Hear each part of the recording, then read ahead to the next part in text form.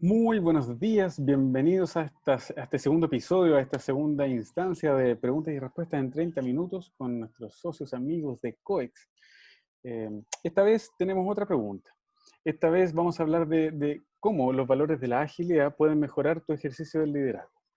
Entonces vamos a hablar de qué son los valores de la agilidad, vamos a hablar de qué es esencialmente la agilidad, cuáles son los marcos de trabajo, cuándo se ocupa la agilidad.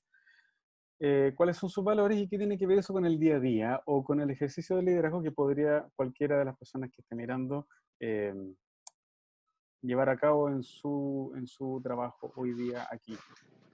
Entonces, bienvenidos a estas preguntas y respuestas en 30 minutos. Aliro, Pepa. Bienvenida, tú también, pues, Andrés. Bienvenidos los tres y todos los que están ahí. Escuchando, sí, muchas gracias también Andrés por la invitación y también bienvenidos a todos y todas que están por ahí, como dice la Pepa, rondando. A mí se me acaba de ocurrir una pregunta para ti, Andrés. Por favor, partamos al tiro. Yo tenía ese consejo, sí, me habían dicho, vayan directo al tema, así que vamos, Pepa. Bien, tú hablas del ejercicio de liderazgo. Mm. Y yo te quiero preguntar, ¿quién ejerce liderazgo en las organizaciones? Ah, buenísimo. Claro, ahí hay un cliché, y es que el líder es el que está a cargo de. También se ocupa la palabra líder como tú lideras este proyecto, es como tú defines quién va a hacer las cosas o como que el que manda. Sin embargo, liderar es en un sentido más moderno, es hacerse cargo de las cosas que están pasando en un equipo a nivel humano y que podría hacer que ese equipo funcione mejor. Por lo tanto, cualquiera que esté formando parte de un equipo puede ejercer liderazgo a través de, por ejemplo, hacer una pausa y decir, ¿sabéis que esto no está funcionando? ¿Por qué seguimos avanzando para allá si es que este proyecto no está resultando? Y enfrentar esa conversación, ponerla, significa un riesgo para ese líder y ya deja de ser como esta jineta llena de privilegios y pasa a ser una tarea de servicio en que el líder muchas veces se pone a disposición para que las cosas funcionen mejor. Entonces, el liderazgo es algo que puede hacer cualquiera y que tiene que ver con hacerse cargo de los problemas de un equipo para que acceda a sus metas. Bueno. Pregunta directa, buenísima al principio.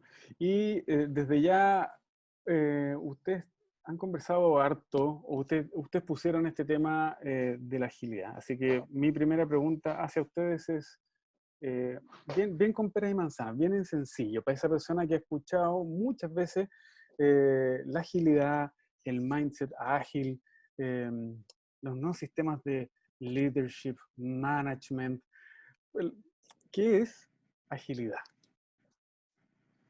Mira, para nosotros la agilidad, mira, primero que todo, agilidad es un mindset. Es así como nosotros lo vemos. Y si cada uno de los que nos está escuchando va a buscar a Google qué es agilidad, va a encontrar muchísimas definiciones. Y todas están buenas.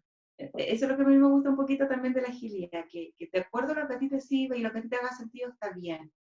No hay una definición. Ni el padre de la agilidad. Muchos referentes de agilidad. Entonces, para nosotros es un mindset. Y cuando digo mindset, tiene que ver con el paradigma, el cómo trabajo, el cómo yo lo vivo, hago agilidad. Que está basado en la colaboración de las personas dentro de los equipos. Y los equipos y las personas dentro de un contexto complejo e incierto. Normalmente usamos agilidad y recomendamos usar agilidad cuando el contexto en el que estamos trabajando es incierto. No sabemos qué va a ocurrir, como el de hoy día, ¿cierto? Y no es lineal, no dice, este es el resultado lógico para esto, sino que puede haber muchos resultados. Por lo tanto, también hay la exigencia para las personas es irse adaptando. Y basándose en la adaptación, se basa en el aprendizaje continuo entre las personas. Entonces, el Agile Mindset es como todo eso junto, basado en las relaciones. Claro, con foco en las personas. Eso para mí es como bien importante como siempre nombrarlo, que esta forma de pensar, de mirar las cosas, está poniendo el foco en las personas y de ahí es como, va muy de la mano de la transformación cultural que pueda requerir una organización y que también requiramos cada uno de nosotros, porque también tenemos que tener esa transformación cultural interna. Oye, ¿y cómo se expresa la agilidad en una oficina? Como si mañana a alguien le dijeran tu oficina a partir del próximo año va a emprender el camino de la agilidad. ¿Qué es? ¿Cómo veo que pasa en el día a día? Para mí lo más evidente, cuando nosotros hacemos consultoría en las organizaciones y quieren tener esta transformación, como que lo más evidente y lo primero que miramos es cuán horizontales son las relaciones dentro de la organización. Y normalmente nos encontramos con que son más bien verticales, como que hay un jefe que le dice al otro cómo lo tiene que hacer y el otro muy pocas veces disiente, ¿cierto?, de lo que el otro le está diciendo, por lo tanto es bastante vertical, a eso nos refiero. Y la agilidad lo que necesita para que ocurra es horizontalidad.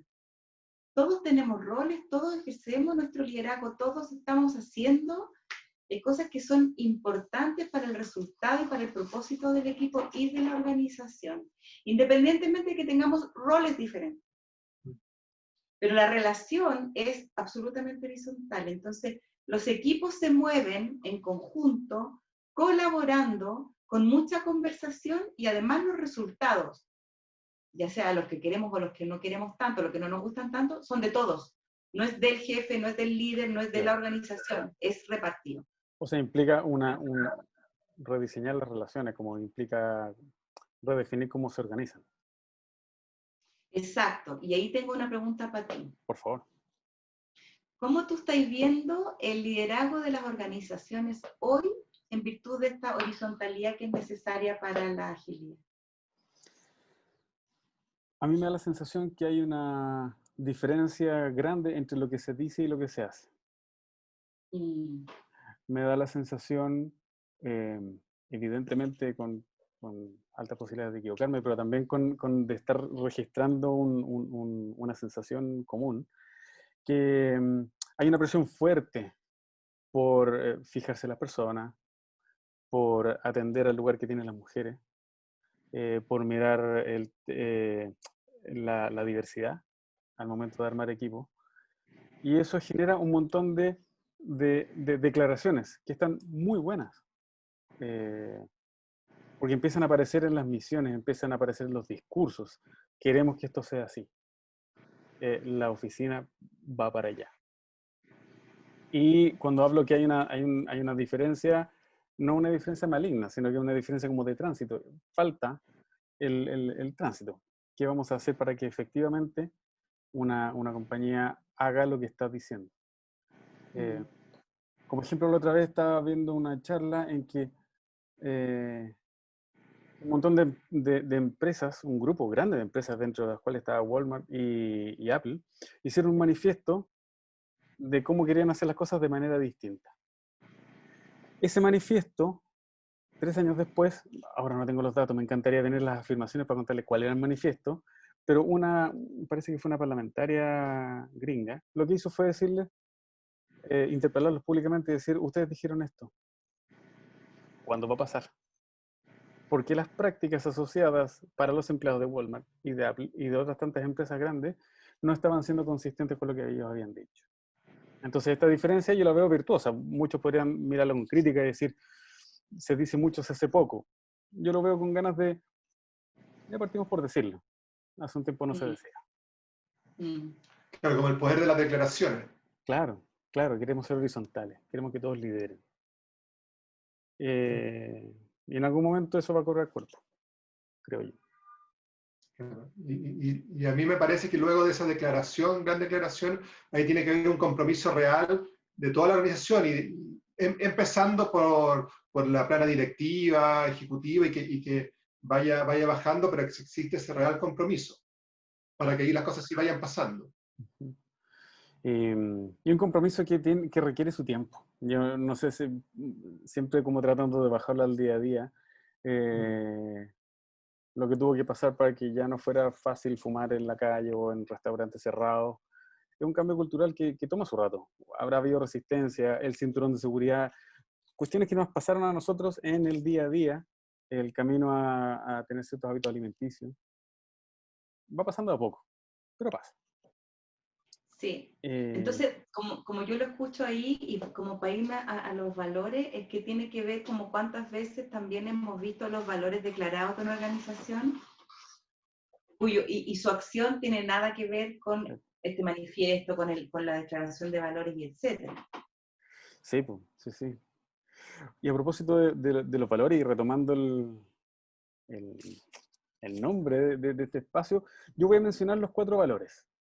Y les quiero preguntar a ustedes, para que vayamos conversando uno por uno, que profundicen y que me cuenten, que nos cuenten de qué se trata. Los tengo escritos acá. El primer valor de la agilidad es privilegiar a los individuos y a sus interacciones por sobre los procesos y las herramientas. ¿Sí? Ustedes me van a explicar, yo voy preguntándole uno por uno. El segundo valor es preferir entregar software que funcione, y aquí nos van a contar por qué estamos hablando de software, versus o antes que la documentación excesiva. Tercer valor, preferir la colaboración con el cliente por sobre la negociación de contratos. Vale decir, ¿cómo me contacto con mi cliente? Prefiero estar en paralelo que tener un contrato que regule todo. Y el cuarto valor de la agilidad es responder al cambio antes que hacer un seguimiento de un plan. Y ahí yo digo, wow, ¿cómo le vamos a pedir a la gente que deje de seguir un plan?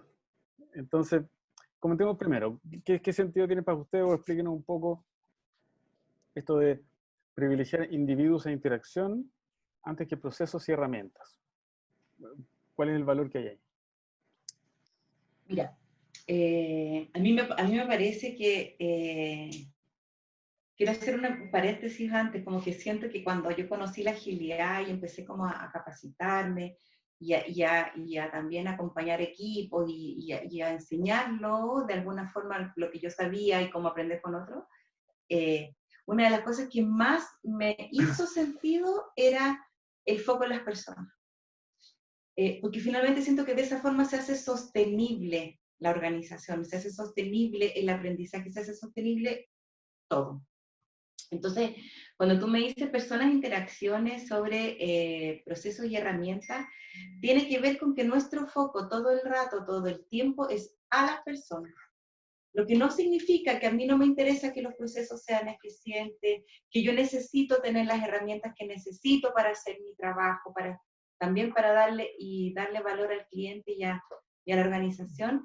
Pero lo primero que yo veo, miro y mi foco son las personas. Y para mí eso tiene que ver con que las personas son las que hacen que las herramientas y los procesos sean eficientes. En sí mismas no lo son. Un ejemplo. Por personas, son las personas las que van construyendo esta organización, y como dice la Pepa, claro, yo puedo tener el mejor proceso, pero tiene que ser manejado, tiene que ser llevado, tiene que ser guiado por personas. Y de ahí, cuando nosotros ponemos el foco en estas personas, todo lo que vaya pasando, creo que puede ser un valor a la organización y a esos procesos cuando no perdemos de vista a estas personas. Y tiene que ver con eso, con el cuidado de las personas y de las relaciones, cómo las relaciones van constituyéndose en sí mismas como una herramienta para el aprendizaje, para generar capacidad adaptativa y etc. Oye, ya, estoy pensando en cómo pasa en el día a día. Porque estoy viendo que todos los valores tienen un versus, como no queremos procesos y herramientas, no queremos documentación excesiva. ¿Cuál sería ese proceso y esa herramienta que habría que dejar atrás y que hoy día la estamos ocupando? Yo creo que más que dejar atrás es como que, en el fondo, entender, y también esto lo asocio como a esta revolución industrial, a esta cuarta revolución industrial, en que, claro, ¿qué está siendo más importante? Y ahí es donde también empezamos esa transformación cultural y entender que las personas somos las más importantes. Cuando de repente en una organización ellos empiezan a poner el foco en que las personas de esta organización estén contentas, sean felicidad, cuando hablamos de la felicidad de las organizaciones, y pareciera súper etéreo, pero al final cuando esas personas sí están felices, eso sí va impactando en los procesos, en los resultados, en la herramienta. Entonces, ahí por eso para mí también es como bien importante esa mirada del foco de las personas, sin dejar de lado lo otro, no es que no sea importante. Yo quiero hacer ahí una distinción, y es que no queramos herramientas, procesos, no es que no queramos documentación, lo tenemos, lo necesitamos, y privilegiamos las personas y las interacciones. ¿Te fijáis? Entonces, como que muchas veces cuando vamos a la organización dicen, pero ¿cómo si nosotros necesitamos nuestro proceso? Está perfecto. Lo que nosotros estamos diciendo es que todo eso que tú ya tienes, si tú además le agregas el foco de que por sobre todo eso están las personas, los resultados pueden que sean. Pero ve, es como que vamos en eso. No es que les vayamos a quitar aquello que tiene como la estructura que hemos tenido toda la vida, sino que va sobre. El segundo habla del software. ¿Por qué? Bueno, porque mira, todo esto empezó, la historia dice que en el 2001 se juntaron 17 desarrolladores de software y se dieron cuenta que en realidad la forma lineal, en cascada, que venían trabajando hasta ahora no les servía. Y tampoco yo siento que es casualidad que haya empezado en el ambiente de los software, porque ¿qué sientes tú, Andrés o Yaliro, que es lo que más ha tenido un desarrollo exponencial estos últimos años antes de la pandemia? La tecnología, sin duda. La tecnología, las apps, las aplicaciones, cada vez más está habiendo más posibilidades, más mejoras, y también los contextos van exigiendo más aplicaciones para el contexto en el que estamos viviendo. Entonces, ellos se juntaron y dijeron, ¿sabes qué? Yo me imagino así la reunión. Otra persona que tú le pregunté te va a decir, sé que esto no nos está sirviendo de esta forma, necesitamos ir colaborándonos, ir aprendiendo, teniendo como otra modalidad de trabajo que nos permita ir cambiando, porque está cambiando muy rápido el requerimiento de nuestros usuarios. Y fue ahí donde ellos crearon y generaron entre ellos el manifiesto ágil, a propósito. Oye, una de las cosas que nosotros hemos hablado por fuera es cuidar el marco de tiempo. Y ya llevamos 2/3 de nuestra media hora. Entonces, quería pasar a revisar rápidamente los otros 2 valores para alcanzar a hablar de la importancia que tiene todo esto en un día a día. Entonces, brevemente explícame qué es esto de la colaboración con el cliente antes que la negociación de contratos. ¿Por qué llegaron a hablar de eso? Porque la negociación contractual de repente nos pone una estructura que es un poco rígida para los cambios que necesitamos, tanto el cliente como nosotros, para agregarle valor al cliente. Entonces, cuando nosotros cerramos un contrato o negociamos un contrato, normalmente antes lo hacíamos desde el comienzo hasta el final del contrato, queriendo tener todo el rato, todo controlado, sabiendo lo que podría pasar. ¿Y qué pasa esto? ¿Qué vamos a hacer tú? ¿Qué vamos a hacer yo? Y como que teniendo el control de todo. Hoy día, y cada vez más en diferentes industrias, eso es más complicado, dado que el contexto está cambiando continuamente. Entonces, cuando nosotros pensamos que mi fin último es agregar valor al usuario final, necesariamente tengo que colaborar con el cliente, porque de otra forma yo no logro agregarle valor a él, sino que más bien impongo lo que yo quiero. Tú me dijiste que yo tenía que hacer eso, eso lo hago. Pero ¿qué pasa si ahora ya no le sirve? Entonces, y si no le sirve al cliente, no me sirve a mí tampoco. Si el cliente no está, si el usuario final no está feliz o no está satisfecho con el valor agregado que nosotros le estamos entregando, yo también pierdo mi pega.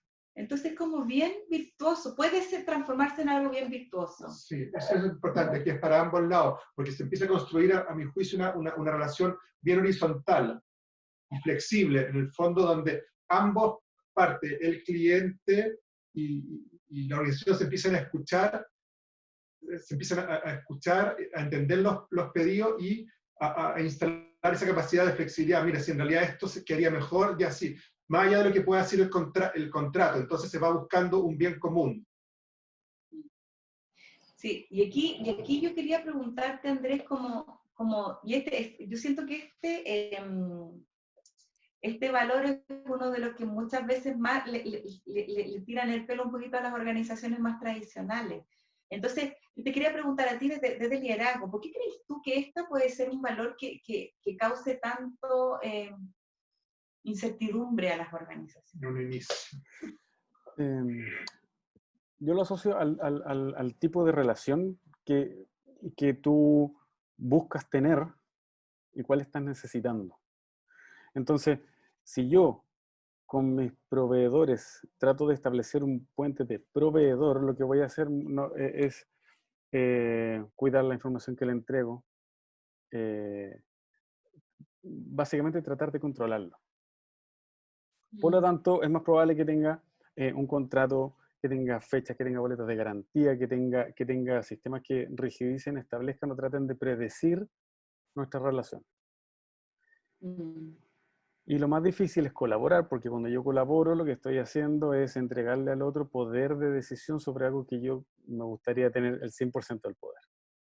Entonces, cuando yo leo esta frase que dice privilegiar la colaboración con el cliente versus la negociación de contratos, digo, wow, aquí lo que es necesario hacer es redefinir la relación que estamos teniendo y estar dispuesto a mirar de todas las cosas que yo estoy haciendo hoy día, cuál estoy dispuesto a que la haga otro. Y cuál sería mejor que le hiciera otro. Y entonces por eso hay un grado de cesión o de entrega de terreno, que si tú no la entiendes como algo que va a favorecer tu gestión, la sientes como una pérdida. Claro. Y como nadie Y quiere como, perder. a mí me suena como... Perdona. No sé, y como nadie quiere perder, nadie quiere, como si un pensamiento antiguo sería yo tengo un feudo y no quiero entregar una parte de mi feudo. Nadie quiere. Ahora, si yo quiero compartir, si yo quiero recibir el pensamiento de otra persona, si yo quiero sentar más personas a la mesa para que la decisión sea más colaborativa, entonces estoy sumando. Total. Claro, y es como transitar de eso de que no quiero perder o que voy a perder al instalar esa capacidad de llegar a acuerdos. Sí. Sí, y lo conecto con la política. Piensa le está dando vuelta a cuando un tipo viene y dice esto debiera ser así, lo que hace el otro es, yo creo que debiera ser así, y punto. Y ahí se quedan. Como es la demostración más clara de que se queda congelado el proyecto. No avanza cuando uno sigue diciendo esto así y esto así. Y está faltando redefinir la relación. Entonces, ¿qué tiene este valor para el día a día? Es cuál es la relación que estoy teniendo y cuál es la relación que me gustaría tener o que estoy dispuesto a tener de que nada. Exacto, y a mí me suena mucho como que acuérdate, estoy hablando aquí con el cliente, acuérdate que yo quiero lo mejor para mi usuario final, eso es lo que me mueve. Entonces, dado eso que tú pones sobre tus intereses de cada uno y pones al usuario final, decir, ¿verdad? Pues si queremos lo mismo. Es como que se me ocurre, ¿sabes qué se me ocurrió? Es como cuando tú eres no sé, pues, yo soy separada del papá de mi hijo, entonces siento que cuando nos acordamos de que los dos queremos el bien mayor de Bastián, nos acordamos, ¿verdad, po? Que no tiene que ver con nosotros, tiene que ver con él.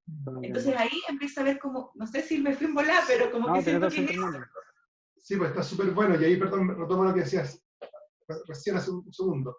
Y desde ahí, la capacidad de llegar a acuerdos es mucho más fácil, está a la mano, porque en el fondo no es que yo te quiera convencer. Cuidamos lo mismo, juntos. No hay ganador, no hay perdedor. Claro, quizás eso está bueno para los constituyentes también. Sí, bueno.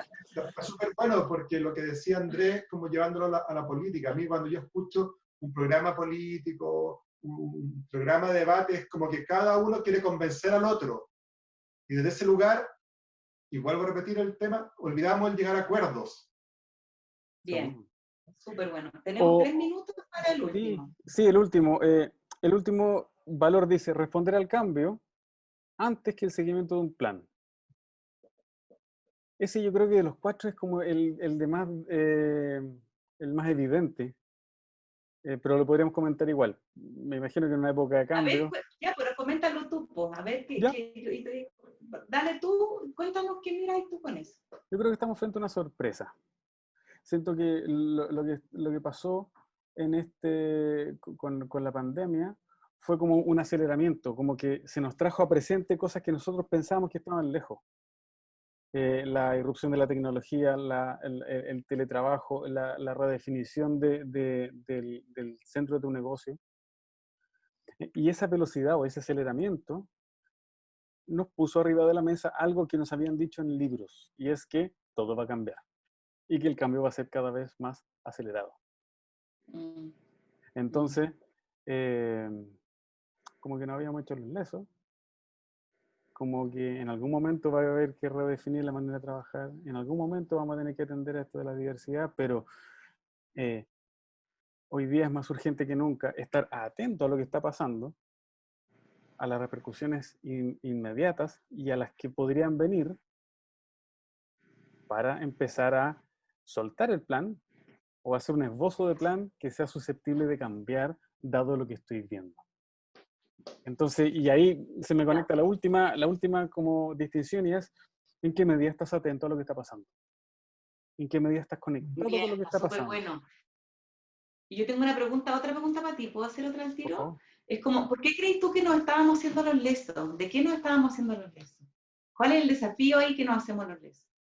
Porque es difícil. Porque es súper difícil. Sí, bo. Sí, porque ¿Qué es lo imagínate, difícil? A ver. llevar un plano personal, tengo que pedir una disculpa. Requiere coraje pedir disculpas. Requiere construir la frase que voy a decir para pedir disculpas. Requiere reconocer qué es lo que no hice bien. Entonces, si puedo no disculparme o puedo dilatar eso un poquitito, lo hago, ya mañana me disculpo. Entonces una empresa también puede haber hecho lo mismo, puede haber dicho, ¿sabéis qué? Requiere un esfuerzo redefinir las relaciones. Requiere un esfuerzo remirar el core de nuestro negocio. Requiere un esfuerzo hacer que las mujeres ganen lo mismo que ganan los hombres. Un esfuerzo financiero, un esfuerzo de reorganización. Y va a llegar un segundo en que las circunstancias te lo van a pedir. Y mientras antes lo hagas mejor. Si tú me decís, ¿por qué no? Coraje, valentía para hacerlo. Me encanta. El coraje es uno de los valores de Scrum. Y me encanta el coraje y cómo lo traes a la conversación. Y también yo siento que necesitamos, por eso te preguntaba yo también que estás mirando, generar la generación de contextos de confianza para tener conversaciones incómodas, difíciles, en las que no estamos de acuerdo, es lo que yo siento que como que estamos evadiendo a veces. Entonces, por eso que es el mindset que necesitamos de decirse que acá podemos hablar de cualquier cosa porque el bien común está fuera de nosotros, está en el usuario común, en el usuario final, perdón. ¿Está? Entonces está súper choro, está buena la conversa. Ay, qué pena que ya terminamos. Sí, se nos acabó, pero como fieles suscriptores devotos de los valores de la agilidad y de todos sus marcos de trabajo, vamos a ser competentes en cerrar en 30 minutos. Conscientes del valor que hay en eso también, como la síntesis es muy importante para avanzar. Así que a menos que tengan unas Claro, como en un palabras tiempo, sí, perdona, como en un tiempo determinado podemos sacar un producto. Buenísimo. Ya pues, con esto entonces damos por cerrado estos 30 minutos, lo vamos a subir a YouTube, esperamos, ya estuvimos conversando por fuera de tener una nueva de estas en el futuro próximo. Así que tengan un muy buen día, que tengan una muy buena tarde, y nos vemos la siguiente vez. Bien, nos vemos. Gracias por la Y invitación. gracias a todos los que estuvieron acompañando. Chao.